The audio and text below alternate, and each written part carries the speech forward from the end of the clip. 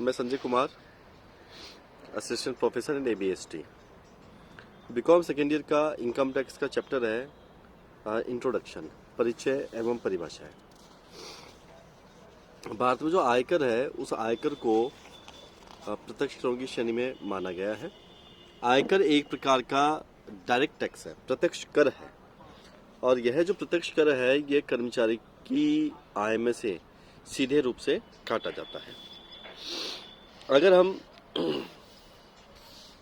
बात करें आयकर की, तो वैसे तो प्रत्यक्ष करों में आयकर भी है, वेल्थ टैक्स भी है, सर्विस टैक्स प्रत्यक्ष कर का हिस्सा है, लेकिन प्रत्यक्ष कर का जो एक पार्ट है वो है आयकर। यहाँ बीकॉम सेकेंड ईयर के सिलेबस में इनकम टैक्स यानी कि आयकर के विषय को या सब्जेक्ट को सम्मिलित किया गया है। इस आयकर की बात करते हैं तो भारत में आयकर अधिनियम 1961 में बना या लागू हुआ, और 1961 से 61 के अधिनियम के अनुसार ही जो है भारत में आयकर की कटौती की जाती है। समय समय पर नियमों में कुछ परिवर्तन भी किए जाते हैं, और ये जो परिवर्तन किए जाते हैं समय समय पर, इन परिवर्तनों को प्रत्येक वर्ष वित्त अधिनियम के रूप में पास किया जाता है। तो वित्त अधिनियम जो होते हैं ये प्रत्येक वर्ष होते हैं, जिसे अपन बोलते हैं वित्त अधिनियम वार्षिक, यानी कि फाइनेंशियल एक्ट एनुअल। और ये जो फाइनेंशियल एक्ट एनुअल होता है ये प्रत्येक वर्ष लागू होता है। बेसिक जो ढांचा है या जो स्ट्रक्चर है वो अधिनियम 1961 ही है, लेकिन प्रत्येक वर्ष समयानुसार नियमों में जो भी हम परिवर्तनता की बात करते हैं वो परिवर्तनता या चेंजेस आपके वित्त अधिनियम 1900 वित्त अधिनियम वार्षिक के आधार पर, जो कि प्रत्येक वर्ष पास होता है, उसके आधार पर ये परिवर्तन भी लागू रहते हैं। कई बार कुछ विकट परिस्थितियों की स्थिति में कोर्ट केस के डिसीजन भी आते हैं, और कोर्ट के आधार पर अगर कोई नियम में अपवाद स्वरूप कोई सुविधा या कोई नियम दिया जाता है तो फिर वो सर्वोपरि रहेगा। बेसिक ढांचा 1961 का रहेगा। प्रत्येक वर्ष नियमों में जो परिवर्तन किए जाते हैं उस परिवर्तनता को हम वित्त अधिनियम के आधार पर तय करेंगे। इसके अलावा हम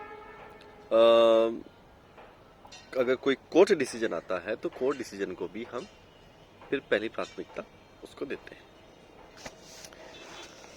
तो आयकर के लिए सबसे पहले आता है कि आयकर अधिनियम 1961 की बात करते हैं थोड़ी सी। आयकर अधिनियम 1961 1 अप्रैल 1962 से लागू हुआ। इसमें 298 धाराएं, विभिन्न उपधाराएं और 14 अनुसूचियां इसके अंदर सम्मिलित हैं। प्रत्येक वर्ष नियमों में यानी वर्तमान परिस्थिति को देखते हुए प्रत्येक वर्ष हम जो नियमों में परिवर्तन करते हैं, यह नियमों में परिवर्तन आपके वित्त अधिनियम कहलाते हैं।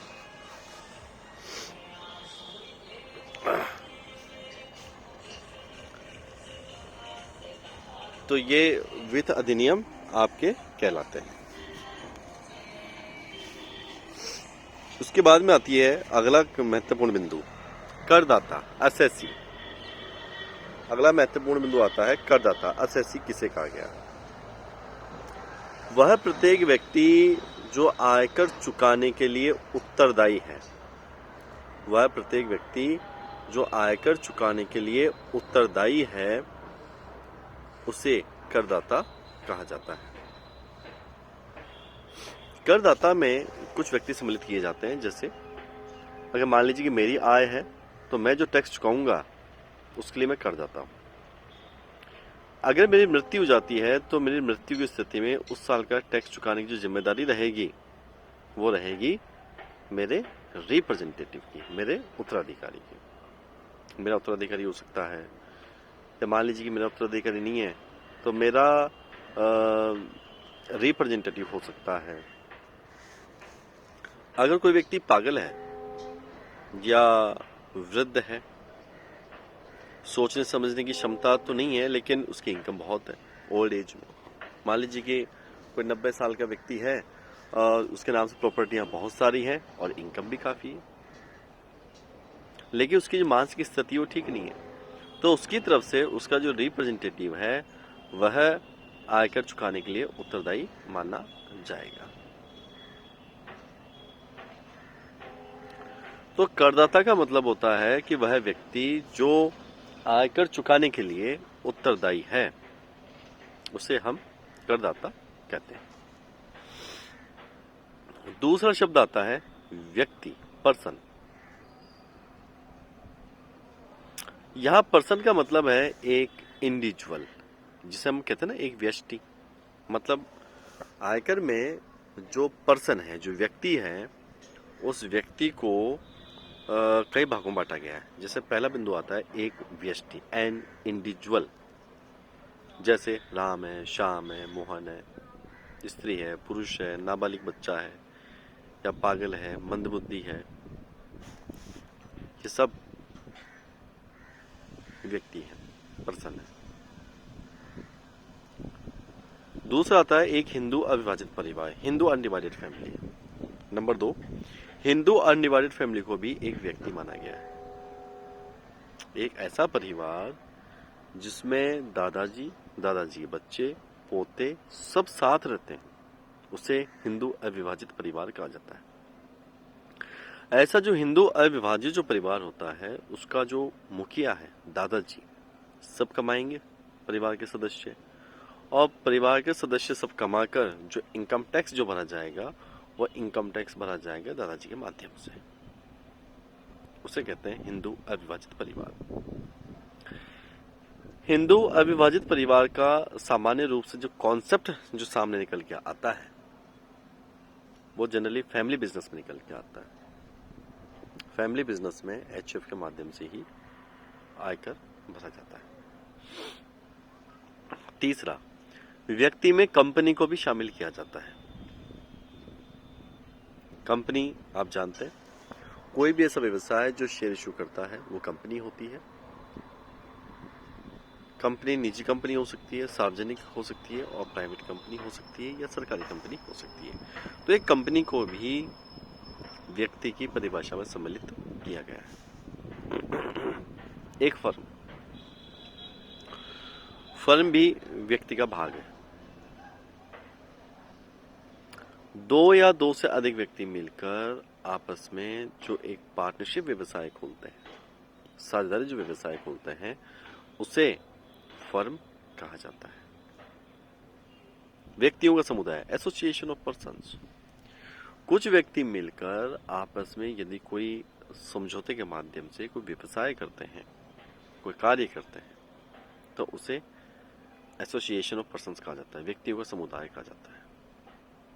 व्यक्तियों का समुदाय भी आपके पर्सन माना गया है। स्थानीय सरकार या सत्ता, जैसे नगर पालिका, नगर परिषद, नगर निगम, नगर नियास, बंदरगाह, ये भी व्यक्ति है। अन्य कृत्रिम व्यक्ति, जैसे जो सेमी गवर्नमेंट संस्थाएं होती हैं, जैसे राजस्थान विश्वविद्यालय, इसे भी हम व्यक्ति की भाषा में सम्मिलित करते हैं। तो इसके अलावा मंदिर के ठाकुर जी, ये भी कृत्रिम व्यक्ति हैं। तो कुल मिला के यह है कि व्यक्ति जो होता है, उस व्यक्ति का मतलब होता है कि एक व्यष्टि हो सकता है, एक हिंदू अविभाजित परिवार हो सकता है, एक कंपनी हो सकती है, एक फर्म हो सकती है, व्यक्तियों का समुदाय हो सकता है, स्थानीय सरकार या सत्ता हो सकती है, और अन्य कृत्रिम व्यक्ति भी आपके अन्य कृत्रिम व्यक्ति भी आपके इसकी श्रेणी में आते हैं, व्यक्ति की श्रेणी में आते हैं। अगला बिंदु आता है गत वर्ष किसे कहा जाता है। वह प्रत्येक वर्ष जिसका आयकर चुकाने के लिए आप उत्तरदायी हैं। वह प्रत्येक वर्ष जिसका आयकर चुकाने के लिए आप उत्तरदायी हैं, उस वर्ष को गत वर्ष कहा जाता है। 1 अप्रैल 2019 से 31 मार्च 2020 का जो समय है, इस समय को कहा जाएगा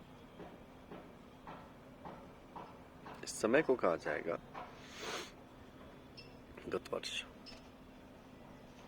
1 अप्रैल से स्टार्ट होगा 19 से, और 31 मार्च 20 को जो साल खत्म हो गया उसे हम गत वर्ष कहते हैं। और जो चल रहा है 1 अप्रैल 2020 से 31 मार्च 2021, तो जो ये समय चल रहा है उस चलते हुए समय को हम कहेंगे कर निर्धारण वर्ष, असेसमेंट ईयर कहते हैं इसे। अब गत वर्ष की बात होगी, जिस वर्ष का कर चुकाना है 1 अप्रैल 19 से 31 मार्च 20, उसे तो कहते हैं गत वर्ष। और जो साल चल रहा है 1 अप्रैल 20 से 31 मार्च 21, ये जो साल चल रहा है, इस चलते हुए साल को कहा जाएगा कर निर्धारण वर्ष।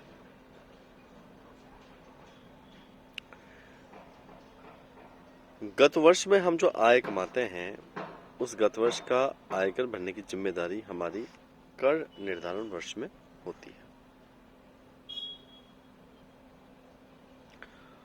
अब गत वर्ष के संबंध में भी कुछ अपवाद हैं।